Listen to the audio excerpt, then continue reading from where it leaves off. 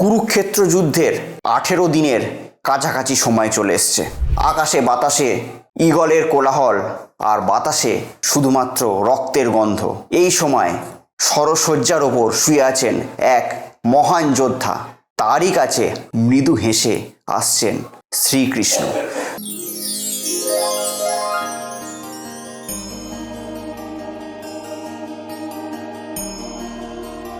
নমস্কার, আমি অয়ন, আপনাদের বন্ধু, আবারও হাজির আপনাদের সামনে এবং আপনাদেরকে স্বাগত জানাচ্ছি আপনাদেরই চ্যানেলে। আশা করি আপনারা প্রত্যেকে খুব ভালো আছেন এবং সেই আশা নিয়ে শুরু করছি আজকের অনুষ্ঠান।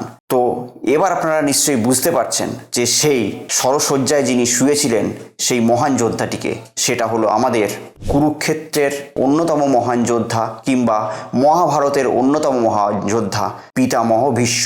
তো যদি আপনারা আমার চ্যানেলের নতুন যদি ভিউয়ার্স হন তাহলে অতি অবশ্যই চ্যানেলটিকে সাবস্ক্রাইব করবেন, আর যদি মনে হয় ভিডিওটি আপনাদের কাছে ইনফরমেটিভ তাহলে ভিডিওটিকে অবশ্যই লাইক করে দেবেন।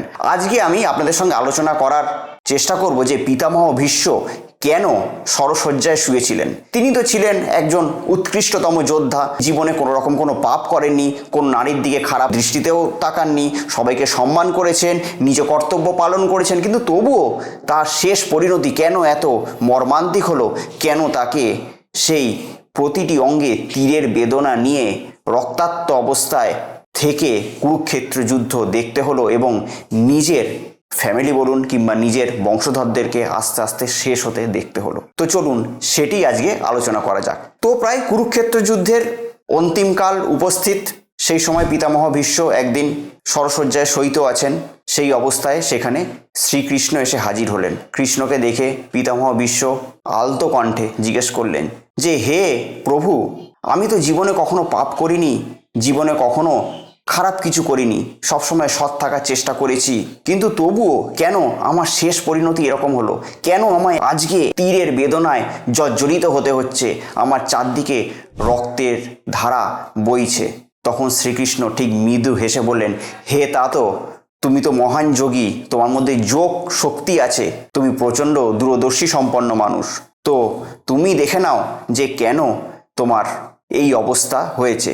উত্তর এই জন্মে তুমি খুঁজে পাচ্ছ না, কিন্তু তার পরবর্তী জন্মগুলিকে তুমি দেখো। তো এইগুলি শুনে পিতামহ ভীষ্ম কী করলেন? চোখ বন্ধ করলেন। চোখ বন্ধ করে তার যোগ শক্তি বলে তিনি তার আগের জন্মে গেলেন। আগের জন্মে তিনি ছিলেন এক ন্যায়পরায়ণ রাজা। তিনি আরও 5 জন্ম, 10 জন্ম, 80 জন্ম এবং 100তম জন্ম পর্যন্ত তিনি তার যোগ শক্তি বলে ভ্রমণ করে এলেন। করে এসেও তিনি কোনো রকম কোনো পাপ দেখতে পেলেন না।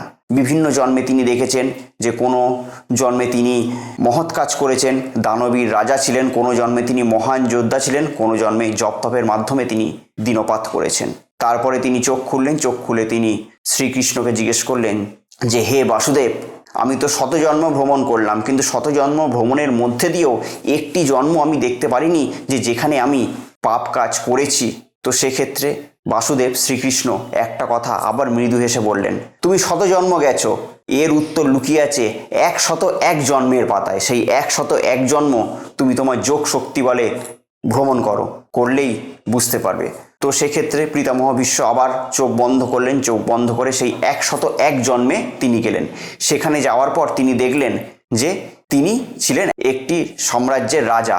একদিন তিনি তার সৈন্য দলবল নিয়ে যাচ্ছিলেন এবং যেতে যেতে রাস্তায় একটি বিষধর সাপ এসে উপস্থিত রাস্তা ক্রস করার সময়। তো সেই ক্ষেত্রে তাদের একটি সৈনিক সেই সাপটিকে মারতে উদ্যত হলেন, কিন্তু ভীষ্ম অর্থাৎ পিতামহ ভীষ্ম বলেছিলেন যে না, ওকে মেরো না, ওকে দূরে কোথাও সরিয়ে দাও। তো সৈনিকটি তার একটি তীরের ডগায় সেই সাপটিকে তুলে পাশে যে জঙ্গলের মতো ছিল সেই জঙ্গলে ফেলে দিলেন। কিন্তু সেই জঙ্গলের মধ্যে যেখানে সাপটিকে ফেলেছিলেন সেটা একটা কাঁটার গাছ ছিল। সাপটি গিয়ে পড়েছিল সেই কাঁটার গাছে।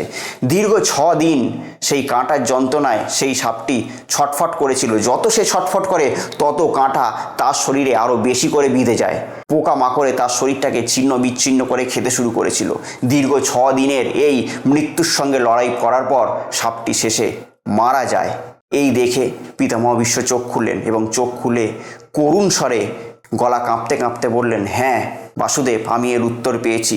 101 জন্মে আমি একটা সাপকে এরকমভাবে আমার কথা অনুযায়ী তাকে ফেলে দেওয়া হয়েছিল এবং সে তার একটা করুণ পরিণতি হয়েছিল। কিন্তু এর জন্য তো আমি দায়ী না, আমি তো ইচ্ছা করে সাপটিকে মারিনি।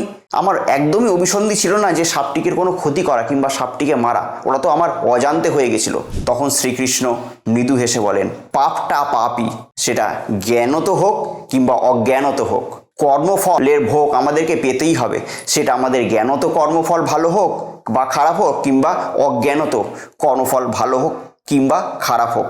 অনেক সময় আমরা আমাদের ভালো এবং খারাপের যে হিসেব নিকেশ আমাদের যে কর্মফলের মধ্যে লুকিয়ে থাকে, সেটা আমরা এই জন্মে পাই না, উত্তর শত জন্মের কোনো একটি পাতায় নিশ্চয়ই আছে। তো যেমন আমরা কর্ম করব তেমন অনুযায়ী আমরা কিন্তু ফল পাবই। কর্মফল সব কিছু পিছু ছেড়ে দেবে, জীবনে টাকা ঐশ্বর্য সব কিছু, জীবনে যা করবেন, পরিবার পরিজন, মৃত্যুকালে সব কিছু পিছু ছেড়ে দেবে। কিন্তু একটি জিনিস যে আপনাকে জন্ম থেকে জন্মান্তর পিছুতে ধাওয়া করে বেড়াবে, সেটা হলো আপনার কর্মফল। যেরকম আপনি কর্মফল করবেন সেরকম অনুযায়ী আপনি উত্তর পাবেন। ওই নিউটনের থার্ড লর মতো প্রত্যেক ক্রিয়ারই একটা বিপরীতমুখী প্রতিক্রিয়া আছে। তো যাই হোক, আজকের ভিডিওর মাধ্যমে আমি আলোচনা করার চেষ্টা করলাম যে পিতামহ ভীষ্ম মহারথী হলেও, মহান যোদ্ধা হলেও, মহাভারতের অন্যতম মহান চরিত্র হলেও, এক নয়পরায়ণ যোদ্ধা হলেও, তিনি যেহেতু সেই কৌরবদের অংশ নিয়েছিলেন, মানে তিনি যেহেতু সেই খারাপ সঙ্গী নিয়েছিলেন, তার জন্য কি হয়েছিল, তার শতজন্মের যে পুণ্যতা, সেই পুণ্যতা লোপ পেয়ে সেই 101 জন্মের যে পাপ, সেই পাপের দরুন তিনি কিন্তু শরশয্যায় সজ্জিত হয়েছিলেন। মানে একটি পাপ যেহেতু সে একটি কৌরবদের অংশ নিয়েছিলেন, মানে যারা অন্যায়ের পথে চলেছিল তাদের অংশ নিয়েছিলেন, তাই তার শতজন্মের যে পুণ্য, সেই পুণ্যের কিছুটা খামতি পড়ে গিয়ে সেই 101 জন্মের যে পাপ, সেই পাপ তাকে ভোগ করতে হলো। তো যদি মনে হয় আমার ভিডিওটি ইনফরমেটিভ, তাহলে অতি অবশ্যই ভিডিওটিকে লাইক তো মনে হয় করে দিয়েছেন, সাবস্ক্রাইব করতে যদি বাই চান্স ভুলে যান তাহলে অতি অবশ্যই চ্যানেলটিকে এক্ষুনি সাবস্ক্রাইব করে নিন, কারণ আপনাদেরকে তো জুড়ে থাকতে হবে এরকম মজাদার ভিডিও পাওয়ার জন্য আমার চ্যানেলের সঙ্গে।